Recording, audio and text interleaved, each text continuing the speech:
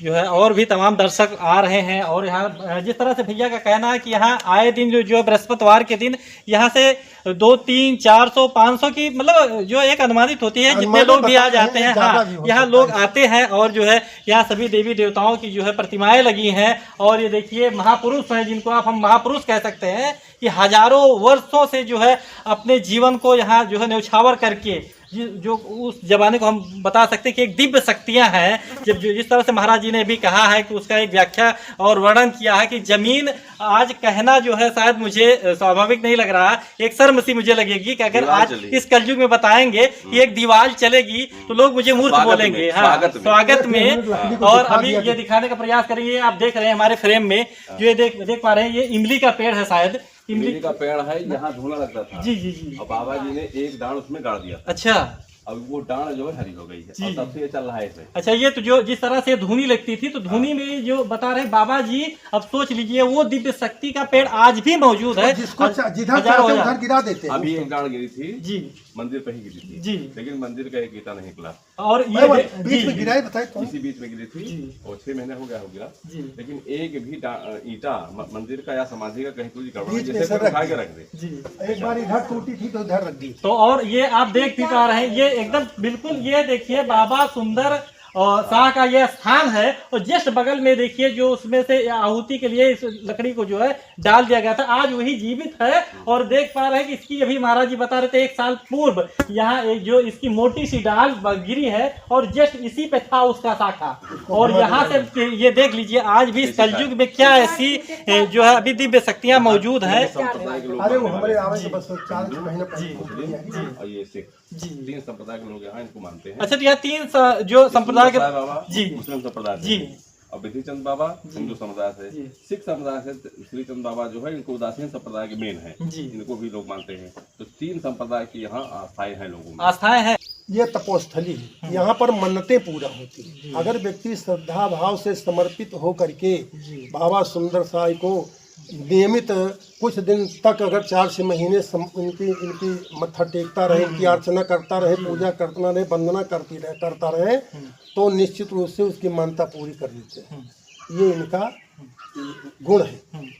और यहाँ पर इतनी बड़ी शक्ति है कि कोई व्यक्ति झूठी कसम नहीं खाने की कोशिश करता जी। हाई कोर्ट तक के मुकदमे पड़े हों और यहाँ कोई कह दे कि कसम खा लीजिए हमारी चीज है, तो वहाँ तो कसम खा लें कोर्ट में, लेकिन यहाँ नहीं खाएंगे। क्या ऐसा कोई मामला हुआ था कि कोई व्यक्ति यहाँ अगर कोई झूठी कसम खाया हो? अरे झूठी कसम की तो तमाम कहवाते हैं, लेकिन मैं एक नजीर बताऊंगा कि इसी बगीचे से 3 चोर थे। हाँ। और उन्होंने कटहल तोड़ा। अच्छा। अब कटहल तोड़ के ले जाने नहीं पाए, फिर अंधे हो गए आँख से। हाँ। आँख से अंधे हो गए। बाबा संतलाल दास जी जो थे, ये जो स्कूल खुलवाए हैं, वो तब उस समय महंत वो थे, श्री महंत जी वो थे, लाल दास जी। फिर उन्होंने देखा सुबेरा हुआ, 3 लोग इसी में दौड़ रहे हैं। कहीं कौन है? डांटे। कहीं कि महाराज हम बहुत बड़ा अपराध किए हैं, कटहल तोड़े हैं, हमका कुछ दिखाते नहीं। कहीं कटहल ले लियो जाओ, कहीं दिखाते नहीं, कहाँ के जाई। तो कहीं कि आँखों गंवाए के बैठे न, बहुत बड़ी गलती हो गई। तो बाबा सुंदर साहिब कहीं कि जाए मत्था टेको नहीं सुनो। फिर 1 घंटे तक मत्था टेके हुए रो रहा था 3 आदमी, तब जाके कहीं उसकी नेत्र ज्योति मिली। नेत्र ज्योति मिली। बाबा ने कहा लालदास जी ने कि ले जाओ कटहल तोड़े, ले जाओ, क्या होगा। कहीं नहीं, कतई नहीं ले जाएंगे, अपने बाल बच्चों से बता देंगे कि कहीं वहाँ सुंदर साहिब में चोरी मत करना। ये इनकी स्थिति है, जहाँ तक मेरी जानकारी है। इसी अल्प दिवस में जानता हूँ, बाकी यहाँ का जो लोकल व्यक्ति होगा, निवासी होगा, तो और ज़्यादा जानता होगा। लेकिन जितनी मेरी जानकारी है, इस आधार पर ये संत आश्रम है, महंत आश्रम है, तपोस्थली है बाबा सुंदर साहिब। कुछ व्यक्ति जो कभी नहीं यहाँ आए, यहाँ कभी आए ही नहीं, लेकिन सुंदर शाह का नाम बता दो तो वो भी जानते हैं, हाँ भैया सुंदर शाह आश्रम है। इतना विख्यात है कि सुंदर शाह आश्रम को जो नहीं आया वो भी जानता है। तो महाराज ये सुंदर शाह स्थान कितने दिन पहले जो है इसका यहाँ पे? अरे ये तो हमको लगता है कि हजारों वर्ष पहले से हुआ। जितनी आप देख रहे हैं इधर, ये सब श्री महंतों की बनी हुई है। जितने आप देखे पीछे बनी हुई समाधियाँ जितनी बनी है, सब श्री महंतों की हैं। तो आप अंदाजा लगा लिए कि एक महंत अगर 40 साल रहा होगा तो कितने महंत बने हुए हैं। बाबा अयोध्या दास जी, बाबा लाल दास जी, सूर्यनारायण दास जी, हरिनारायण दास जी, मेला राम दास जी हैं, अनेकानेक तमाम हैं। अगर 40 साल 30 साल रख लीजिए तो कितने साल हो गए। और यहाँ की इमारत को देखें, ईंटों को देखें तो लगता है कितने दिन की हो गए। यहाँ की जर्जरता जो है वो ये बयां कर रही है कि बयां कर रही कि बहुत पुराना इतना पुराना जो है स्थान। जी जी तो यहाँ के लोग अगर जैसे ये मान के चलिए अगर फैजाबाद से कोई व्यक्ति आना चाहता है यहाँ दर्शन करने के लिए अयोध्या धाम से, तो वो कैसे होकर के किस रास्ते से आएंगे? अब फैजाबाद से आना है तो सीधे यहीं आएंगे। जो ये फैजाबाद से रायबरेली को गई है इसी को है, कुमारगंज में उतरेंगे जी। कुमारगंज से फिर खंडासा आए, खंडासा जहाँ सीधा रोड लगा हुआ है इस साइड से आते हैं कि हलियावलीपुर साइड से तो इधर चले आते हैं। इधर से फतेहपुर सिकरी जुगराज रहते हुए ये इधर दुर्गांव आ जाता है। दोनों रास्ते हैं इधर से। ये रायबरेली रोड से कितनी दूरी पर ये बसा? ये रायबरेली रोड पर मान के चलिए कि 12 किलोमीटर 12 किलोमीटर की दूरी पर रायबरेली रोड से जो फैजाबाद अयोध्या रायबरेली रोड है उससे पश्चिम साइड में 12 किलोमीटर जी।